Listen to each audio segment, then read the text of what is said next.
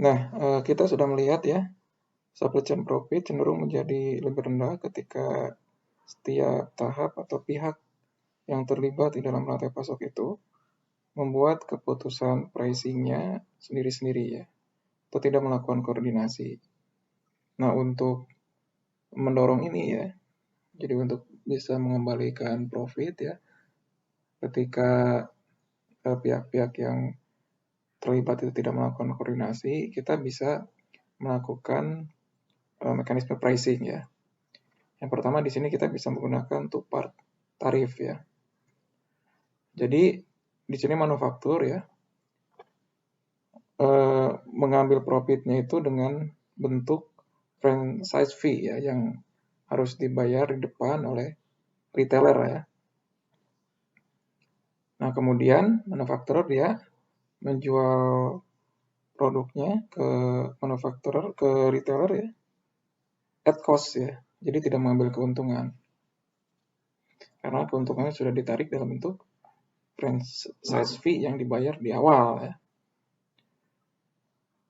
Nah, di sini retailer bisa menentukan skema atau keputusan harganya itu secara independen ya untuk memaksimalkan profitnya ya. Nah, sementara manufakturer sudah memperoleh profitnya dalam bentuk franchise fee di depan ya. Nah, ini juga secara efektif memaksimalkan supply chain profit ya. Begitu untuk manufakturer, kemudian retailer dia secara independen bisa memaksimalkan profitnya sendiri. Berikutnya adalah volume based quantity discount.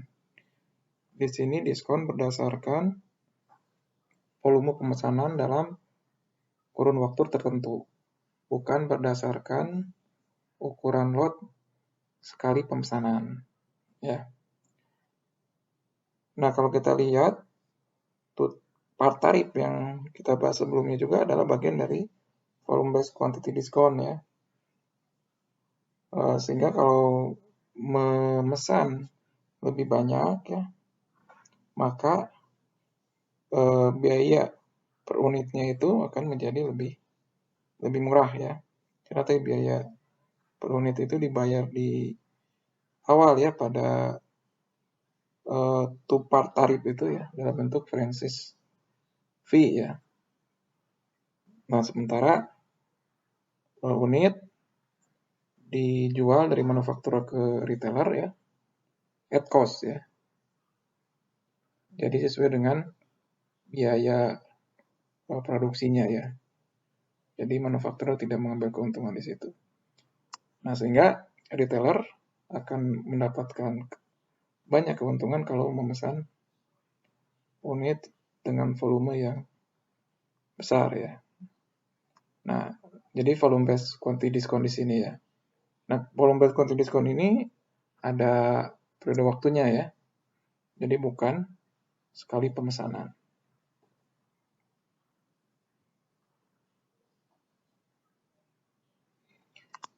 Nah, dari skema-skema diskon yang sudah dijelaskan sebelumnya, termasuk dengan cara perhitungan, di sini kita bisa mengambil beberapa pelajaran ya.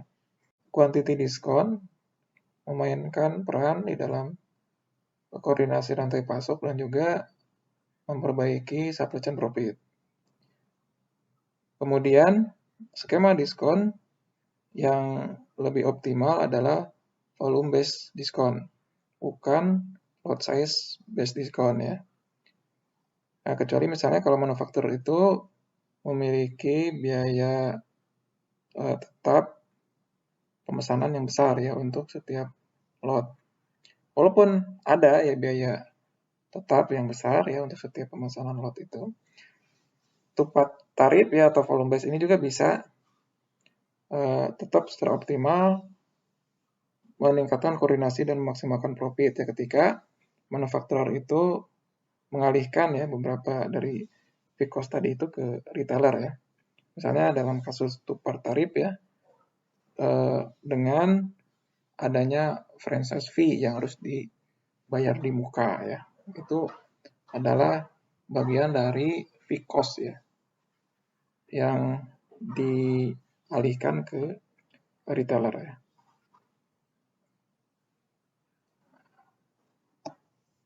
Nah, a lot size based discount ya cenderung untuk menaikkan cycle inventory di dalam rantai pasok. Kemudian volume based discount ya kompatibel dengan ukuran pemesanan yang kecil ya sehingga bisa mengurangi cycle inventory. Walaupun ya retailer cenderung untuk meningkatkan ukuran dari pemesanan di akhir masa volume based discount ya. Yang ini suka disebut dengan hockey stick phenomenon ya. Jadi fenomena stick hockey ya. Kalau kita lihat stick hockey itu di ujungnya kan naik ya, melingkar gitu. Jadi awalnya lurus kemudian belok gitu kan ya. Ini fenomena stick hockey gitu. Kemudian walaupun tadi kasusnya adalah untuk single retailer ya, volume based discount juga cocok digunakan untuk multiple retailer ya. Dengan demand kurva yang berbeda-beda ya. Di mana optimal diskonnya itu berdasarkan kepada harga rata-rata ya yang diterapkan kepada retailer ya. Nah, kemudian ini akan berkurang ya ketika penjualannya bertambah ya. Jadi average price charge-nya itu akan menurun ya ketika purchase dari retailer ke manufakturernya itu bertambah ya.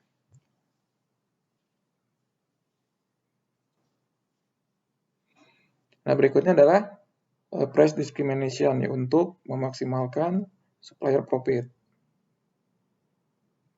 Jadi price discrimination atau diskriminasi harga ini adalah ketika misalnya perusahaan itu menerapkan harga yang berbeda ya untuk memaksimalkan profit. Contohnya adalah tiket pesawat ya, di mana untuk kelas yang sama posisi duduk yang berbeda itu bisa memiliki harga tiket yang berbeda ya, atau berdasarkan waktu pemesanan ya. Semakin lama waktu pemesanan sebelum keberangkatan harganya lebih murah ya dibandingkan misalnya mendekati keberangkatan. Nah, hal yang sama juga bisa diterapkan ya, di mana manufakturer ini akan menerapkan harga yang berbeda ya kepada retailer ya berdasarkan misalnya volume diskon, volume based diskon. Karena menerapkan ya harga yang tetap untuk semua unit ini ternyata tidak memaksimalkan profit ya. Kalau terlalu rendah profitnya sedikit ya, kalau terlalu tinggi ya demand-nya berkurang kan, sehingga perlu ada variasi harga ya yang kemudian disebut dengan price discrimination. Nah, ini ya, di mana manufakturer itu bisa mendapatkan maksimum profit dengan menerapkan harga yang berbeda ya berdasarkan dari customer ya marginal evaluation untuk setiap quantity. Nah, quantity discount ini adalah satu mekanisme untuk price discrimination ya. Karena customer membayar harga yang berbeda ya berdasarkan jumlah yang dibeli. Berikutnya ada short term discounting ya melalui trade promotion.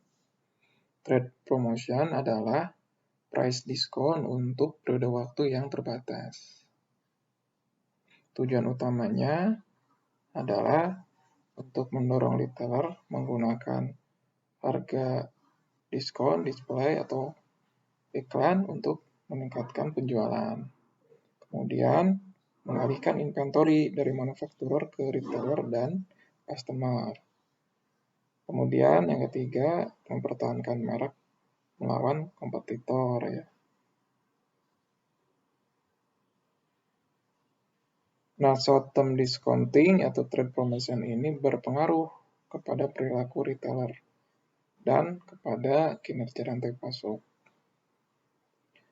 Jadi, secara umum ini mengurangi supply chain profit ya. Di sini retailer memiliki dua pilihan utama. Yang pertama, melewatkan semua atau sebagian dari promosi itu ke customer untuk meningkatkan sales. Yang kedua, melewatkan hanya sedikit dari promosi itu ya ke customer, ya. Tapi membeli dalam jumlah yang banyak selama masa promosi ini untuk memanfaatkan promosi atau pengurangan harga tadi ya, atau forward buy. Kemudian ini nanti disimpan di dalam inventory yang nanti akan dijual ya ke customer ya di periode berikutnya. Nah, ini adalah profil dari forward buying inventory ya. Jadi yang normalnya ya pemesanan seperti ini kan ya. Ini key optimalnya. Tapi dengan adanya promosi ya, maka ada forward buying. Jadi inventory di depan itu ditarik ya periode sekarang sehingga akan meningkatkan inventory.